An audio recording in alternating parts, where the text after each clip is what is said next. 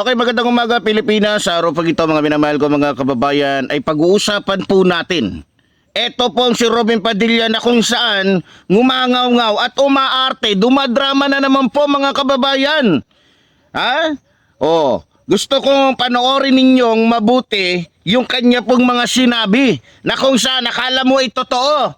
Pero hindi na ako magtataka, best actor, magaling umarte, magaling magpanggap. Ha? O ito, panoorin nyo saglit mga minamahal kong mga kababayan bago ko bumanat o bago ko banatan ito si Robin Tanga. Ha? Ito, panoorin natin. Sobrang daming ambisyon ng mga politiko dito sa bayan nito. Yan ho ang number one na sumisira sa ating bayan, yung ambisyon. Wala pa kayong mga nagagawa sa mga lokal ninyo. Sa paggawa ng batas, yung iba, ano ba ang mga napatunayan na mga batas yun ang ginawa at gusto nyong maging Pangulo? Pwede ba tigilan muna natin yan? Pwede ba ano muna tayo? Pro-Philippines muna tayo. Pro-Filipino muna tayo.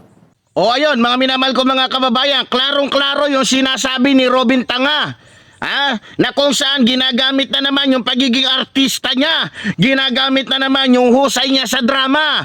Eh ngayon, Mr. Robin Padilla, ha? Ano na naman tong pakulo mo, boy? Ha? Ano na naman tong sinasabi mo? Alam mo ba yung sinasabi mo? Ha? O inutusan ka lang ni Sara para magdrama? Ha? Diyan sa SMNI na kung saan ay wala ng lisensya dahil puro kasinungalingan, dahil puro fake news ang binabalita, na kung saan pabor lamang sa mga taong walang puso ang kanilang sinasabi. Ngayon, Mr. Robin Padilla, ang tanong ko lang sa'yo, ikaw Tolonges ka, ano bang nagawa mo sa lugar ninyo, sa probinsya ninyo? Taga-Daito, mga minamahal ko mga kababayan. Taga-Daito.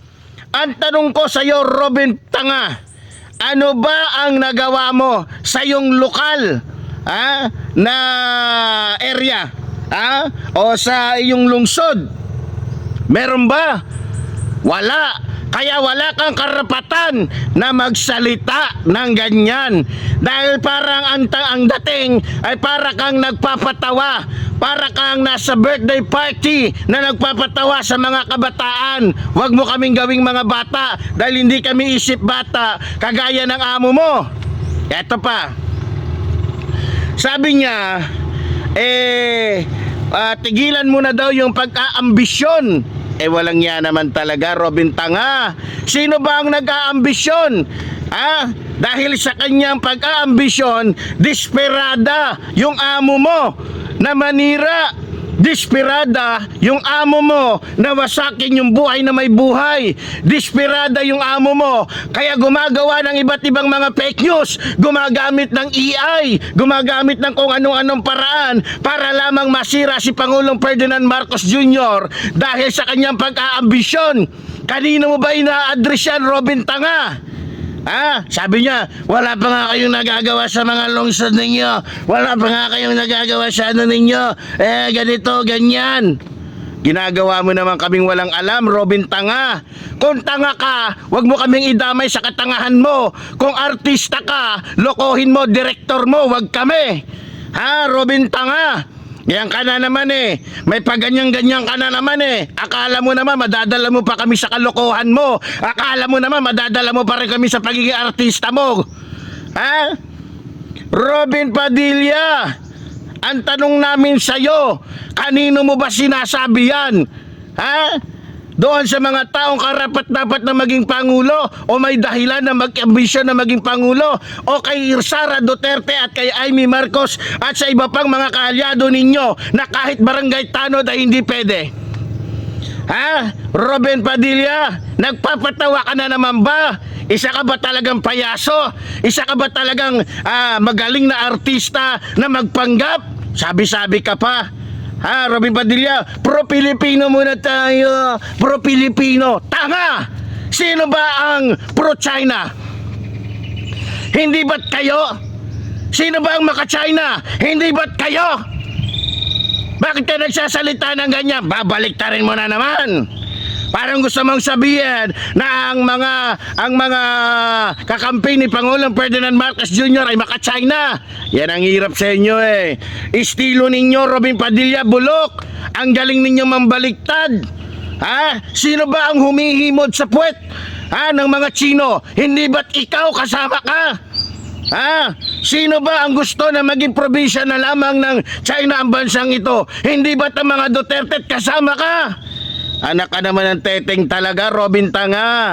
Ang galing mo na naman magdrama. Talagang artista ka nga. Ang problema lang, sa pagiging artista mo, hindi ka yumaman. Kaya yung pagiging artista mo, ginagamit mo sa politika. Nang sa ganon, marami kang malokong mga Pilipino.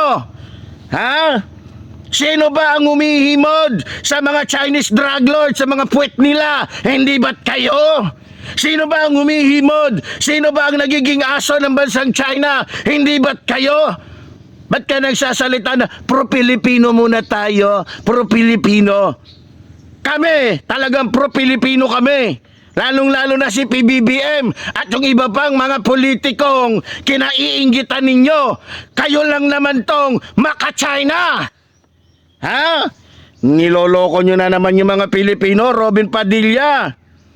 Ah, sinasabi mo, wala ba nga kayong nagawang batas? Eh ikaw, anong batas ang nagawa mo? Sige nga, anong batas ang nagawa mo na napakinabangan ng mga Pilipino?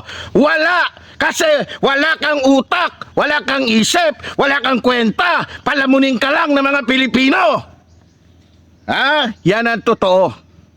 Kaya huwag kang magsalita na para bagang napakagaling mo, napakalinis mo, napakahusay mo, marami kang nagawang batas, marami kang nagawa sa probinsya ninyo.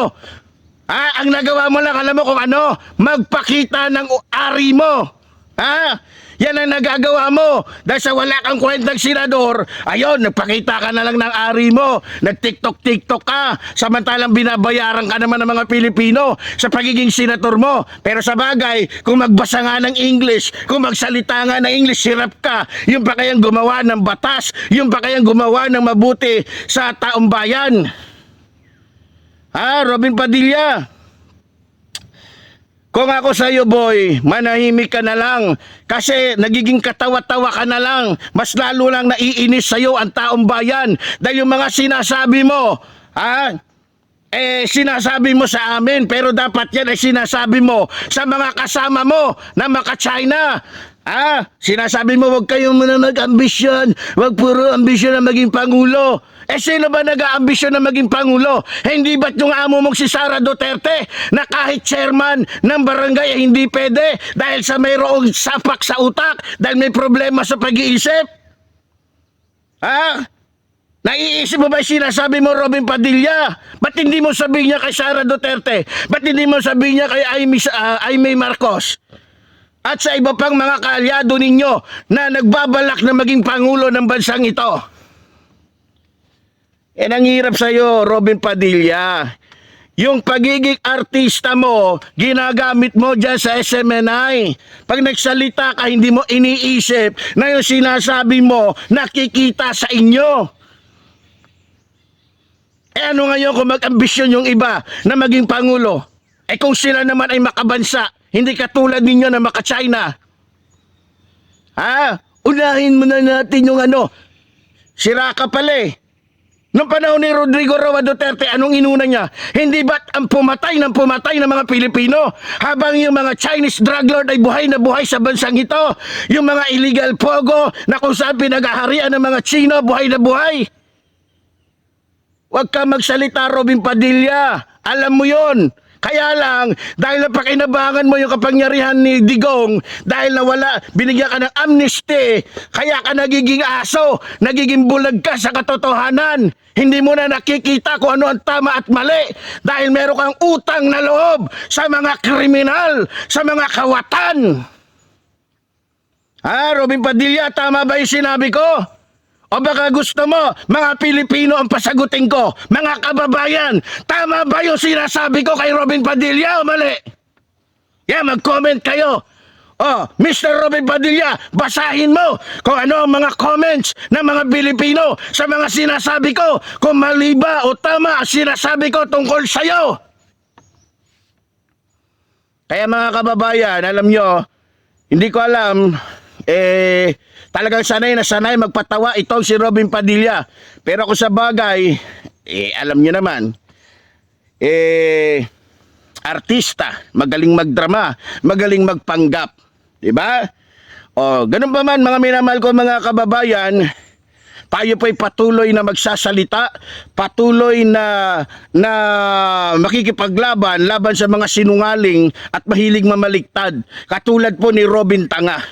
So muli po, tulad po ng sinasabi ng inyong lingkod, mabuhay po ang ating inang bayan, mabuhay po ang nagmamahal sa ating bayan. Maraming salamat po.